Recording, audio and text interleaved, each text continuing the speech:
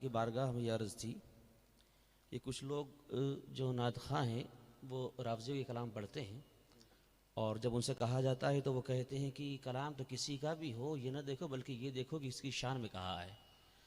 ایسے نعت خواں حضرات جو کلام پڑھتے ہیں اور نقیب بھی، تو اس وقت جو لوگ اسٹیج کے اوپر ساتھ میں موجود ہو، کیا ان کے لیے کوئی شرعی حکم ہوگا؟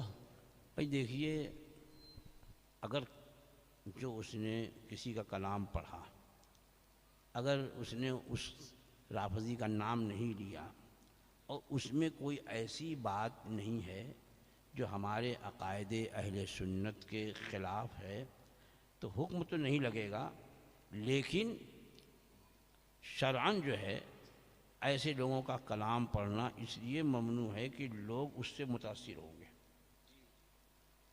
حالانکہ وہ جو ہیں اپنے ایمان کے اعتبار، وہی تو کہہ رہا ہوں، متاثر ہونے کا کیا مطلب؟ وہی جب یہ معلوم ہوگا بھائی کہ فلاں رافضی نے لکھا، اور یہ لوگ بولتے ہیں کہ رافضی جو ہیں مرتد ہیں، وہابی نے لکھا اور یہ کہتے ہیں وہابی کافر، یہ بات آئے گی۔ اس لیے کاہے کو ان کا کلام پڑھے گا؟ ہمارے پاس کلام ہے نہیں کیا؟ تو اس لیے جس نے یہ کہا کہ بھئی وہابیوں کے کلام پڑھتے ہیں نہیں پڑھ سکتے، کہ ہم نے حکم دیا ہے کیا کہ وہابیوں کا کلام پڑھا کرو؟ ہمارے کس سنی عالم نے کہا ہے کہ وہابیوں کا کلام پڑھو رافضیوں کا مت پڑھو؟ بھئی جو بدعقیدہ ہے بد مذہب ہے ہر ایک کے بارے میں یہی ہے۔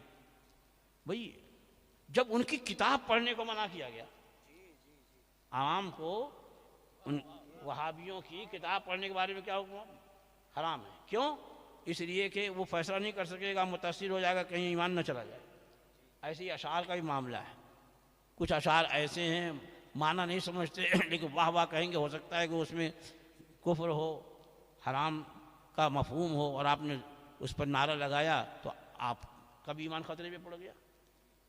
ہاں، اس لیے جو معتبر مستند ہمارے اپنے اہل سنت کے شعراء ہیں، خصوصاً ہمارے جو علماء ہیں، ان کے جو کلام ہیں، ہم اپنے جتنے بھی نعت خواں حضرات ہیں ان سے دستبردار یہی درخواست کریں گے کہ اپنے اہل سنت و جماعت کے شعراء کا کلام پڑھا کریں اور دوسروں کے کلام نہ پڑھیں، کہ بہت سے لوگ جو نعت پڑھتے ہیں ان کو بھی پتہ نہیں ہوتا کہ اس شعر میں جو ہے کوئی مفہوم کفریہ ہے، خوب دھن کر کے پڑھتے ہیں۔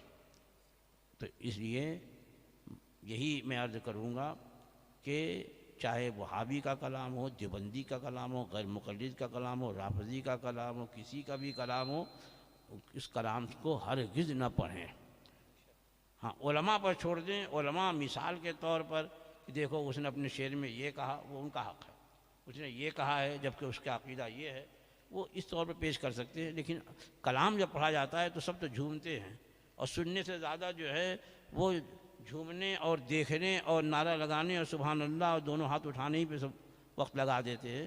اب ایسے موقع پر اگر کوئی کفری مفہوم ہوگا تو یہ جو ہاتھ اٹھا کر کے اور سبحان اللہ کر رہے ہیں، اپنی رضامندی کا اظہار کر رہے ہیں، ان کے ایمان کا کیا ہوگا؟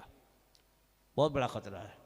لہٰذا میرے عزیزوں، میرے بزرگوں، میرے دوستوں، آپ ایسی مجلس میں جاؤ جہاں پر ہمارے اپنے شعراء، اپنے علماء کے کلام پڑھے جاتے ہوں اور پڑھنے والے اپنے لوگ ہوں۔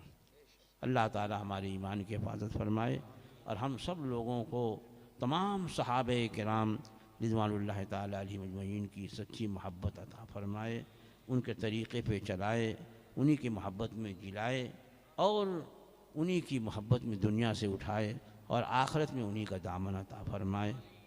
وآخر دعوانا